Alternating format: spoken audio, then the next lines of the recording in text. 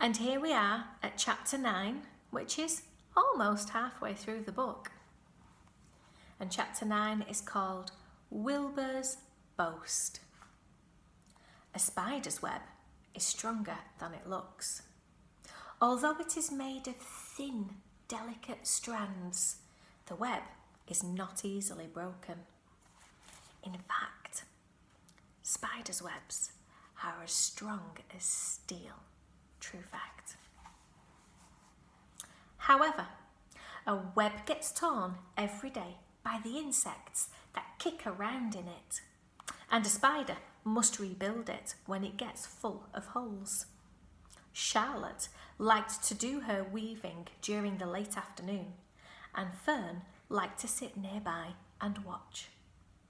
One afternoon, she heard a most interesting conversation and witnessed a strange event. "You have awfully hairy legs, Charlotte," said Wilbur, as the spider busily worked at her task. "My legs are hairy for good reason," replied Charlotte. "Furthermore, each leg of mine has 7 sections.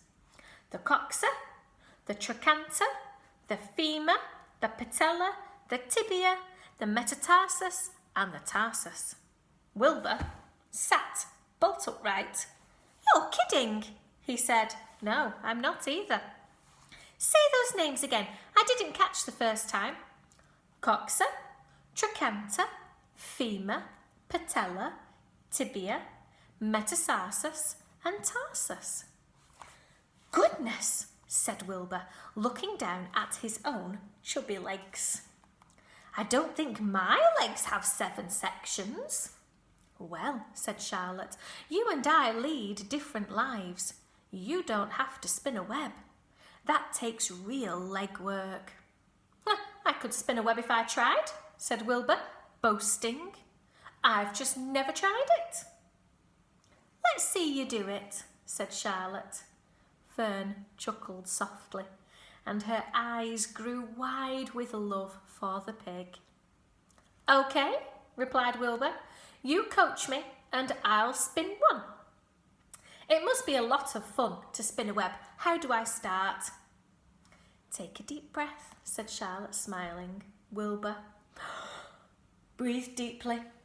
"Now, climb to the highest place you can get to, like this." Charlotte raced up to the top of the doorway. Wilbur scrambled to the top of the manure pile. "Very good," said Charlotte. "Now make an attachment with your spinnerets. Hurl yourself into space and let out a dragline as you go down."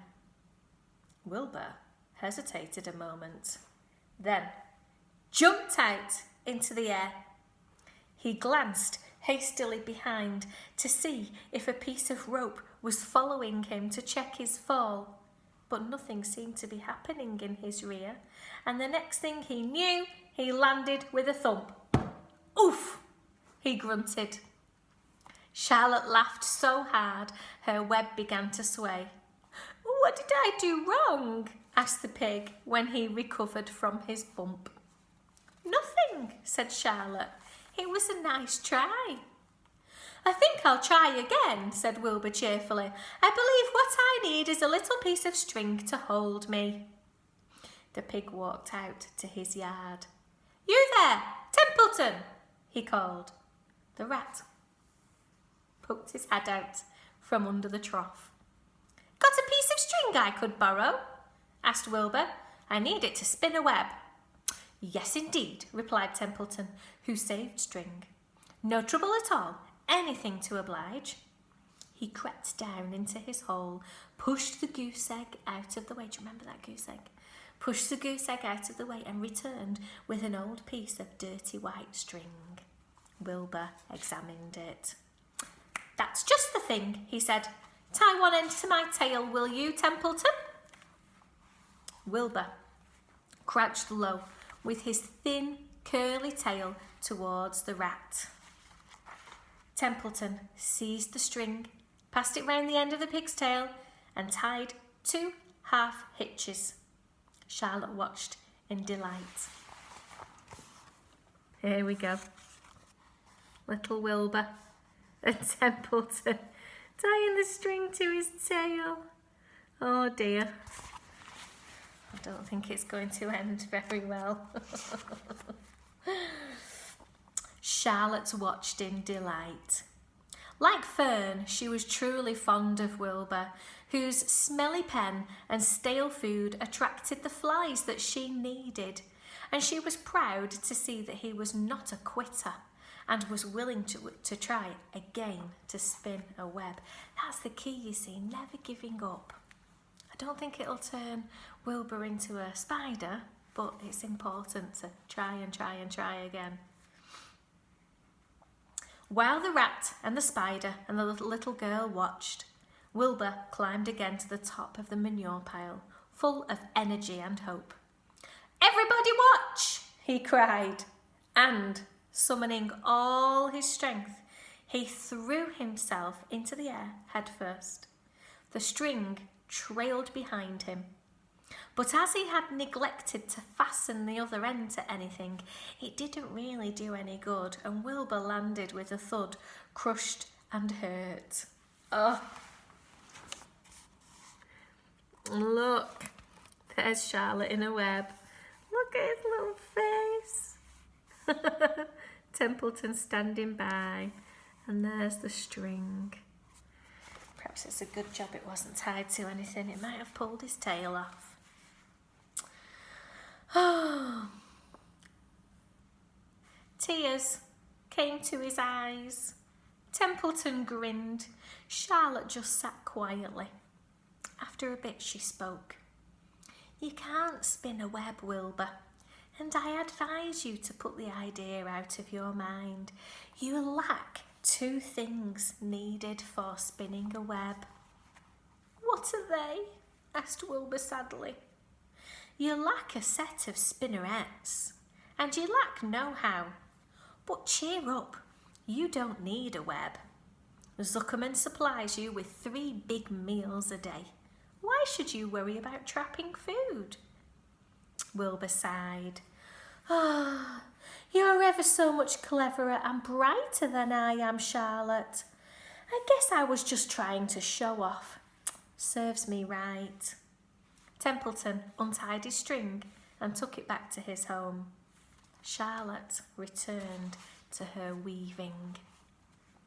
"You needn't feel too badly, Wilbur," she said. "Not many creatures can spin webs. Even men aren't as good at it as spiders, although they think they're pretty good, and they'll try anything. Did you ever hear of the Queensborough Bridge?" Wilbur shook his head. "Is it a web?" "Sort of," replied Charlotte. "But do you know how long it took men to build it?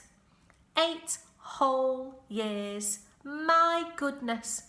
I would have starved to death waiting that long. I can make a web in a single evening." "What do people catch in the Queensborough Bridge? Bugs?"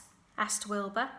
"No," said Charlotte. "They don't catch anything. They just keep trotting back and forth across the bridge, thinking that there is something better on the other side. If they'd hang head down at the top of the thing and wait quietly, maybe something good would come along. But no, with men it's rush, rush, rush every minute. I'm glad I'm a sedentary spider." Sedentary, that means you don't really do very much. Stay quite still. "What does sedentary mean?" I was going to explain it. "What does sedentary mean?" asked Wilbur. "It means I sit still a good part of the time and don't go wandering all over creation. I know a good thing when I see it, and my web is a good thing. I stay put and wait for what comes. Gives me a chance to think." "Well, I'm sort of sedentary myself, I guess," said the pig. "I have to hang around here whether I want to or not. You know where I'd really like to be this evening?" "Where?" "In a forest looking for beech nuts and truffles and delectable roots, pushing leaves aside with my wonderful strong nose, searching and sniffing along the ground, smelling. You smell just the way you are, remarked a lamb who had walked in. I can smell you from here. You're the smelliest creature in all the place. Wilbur hung his head. His eyes grew wet with tears.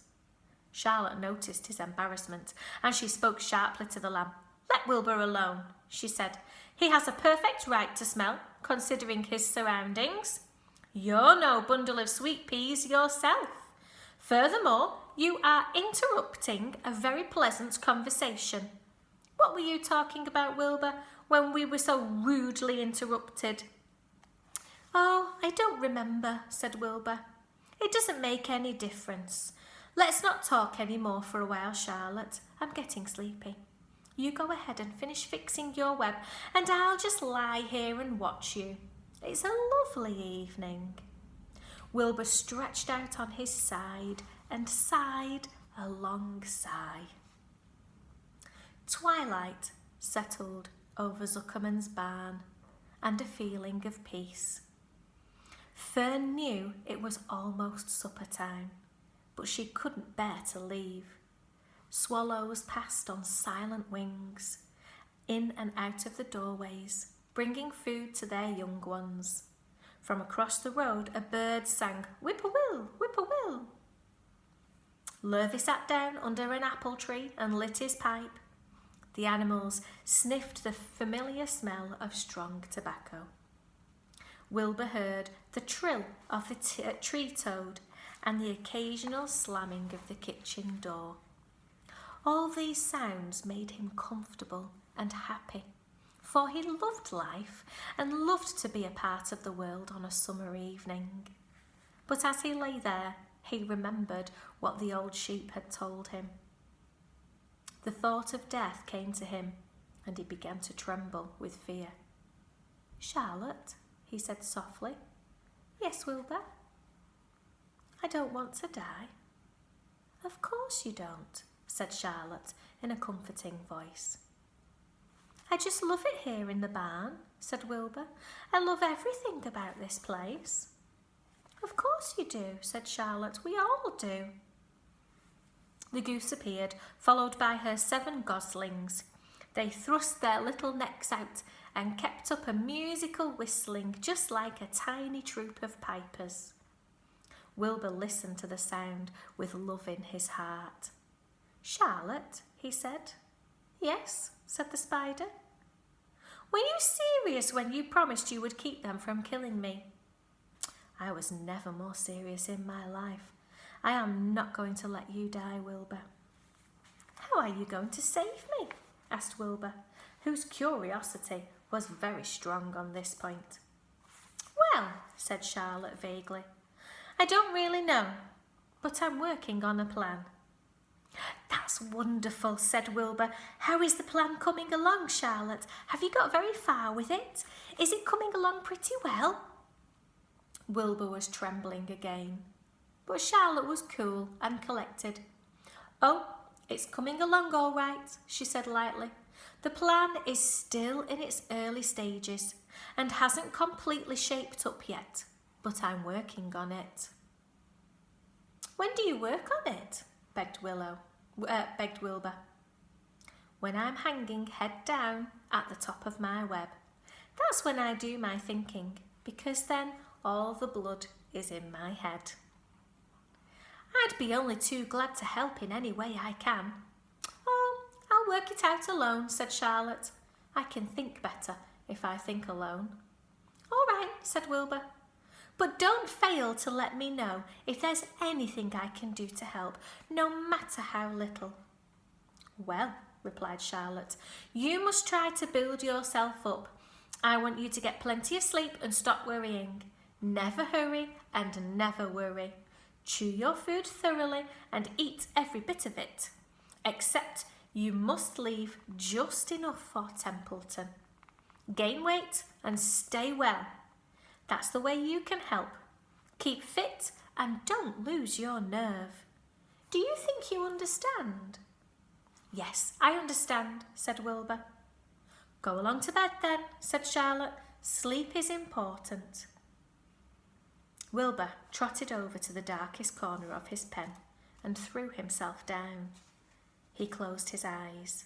In another minute, he spoke. Charlotte, he said. Yes, Wilbur. May I go out to my trough and see if I left any of my supper? I think I left just a tiny bit of mashed potato. Very well, said Charlotte, but I want you in bed again without delay. Wilbur started to race out to his yard. Slowly, slowly, said Charlotte. Never hurry and never worry. Wilbur checked himself and crept slowly to his trough. He found a bit of potato, chewed it carefully, swallowed it, and then walked back to bed. He closed his eyes and was silent for a while. Charlotte, he said in a whisper. Yes? May I get a drink of milk? I think there are a few drops of milk left in my trough. No, the trough is dry, and I want you to go to sleep. No more talking. Close your eyes and go to sleep. Wilbur shut his eyes. Fern got up from her stool and started for home, her mind full of everything she had seen and heard. Good night, Charlotte, said Wilbur. Good night, Wilbur. There was a pause. Good night, Charlotte. Good night, Wilbur. Good night. Good night. That reminds me of when my little sister was never going to bed. Always another question at bedtime. Always another, can I have a glass of water? I'm thirsty. I'm hungry. I wonder if it's the same in your houses. So that is the end of chapter 9. And the next chapter is called An Explosion. Dun, dun, dun. I'll save that for next time. Bye-bye.